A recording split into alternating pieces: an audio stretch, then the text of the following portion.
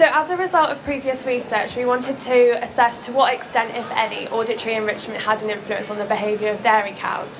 So we assessed 70 Holstein Friesian dairy cows, housed in a freestall barn, had access to freestall units and ad lib feeding. They were exposed to a no music control condition, a classical music condition, country music and audiobook condition.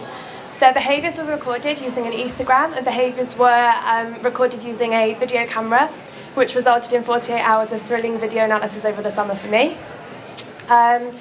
We ultimately found that there was no significant influence on the frequency of agonistic interactions, body care behaviours and drinking behaviours. There was, however, a significant influence on the frequency of resting, rumination, vocalisation and tongue rolling behaviours, which were significantly decreased. Across all conditions, we found that there was a significant increase in the frequency of locomotion behaviours, positive social interactions and the frequency of environmental exploration. Exposure to the audiobook and country music condition also had a significant increase in the frequency of feeding behaviours. Now, feeding behaviours in terms of application have been directly linked to body condition scores, maintaining good health and productivity. So we suggest that in order to try and enhance those behaviours from a more natural perspective to encourage natural behaviours, but also increase productivity as a whole, exposing them to those types of auditory stimulation may be beneficial.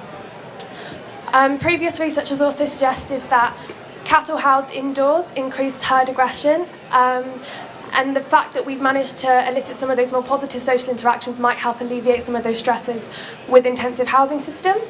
And we also found through research that resting has a direct link with udder health, so the blood flow directly linked to udders influences production. So in terms of application, we suggest that it would be quite useful to expose cattle to periods of no auditory control to enhance those resting behaviours, but provide a variety of auditory stimulation over certain periods of time to enhance some of those more positive social interactions too. This is the first study to our knowledge to assess the influence of auditory stimulation, including an audiobook, on the behaviour of dairy cows. Thank you for listening.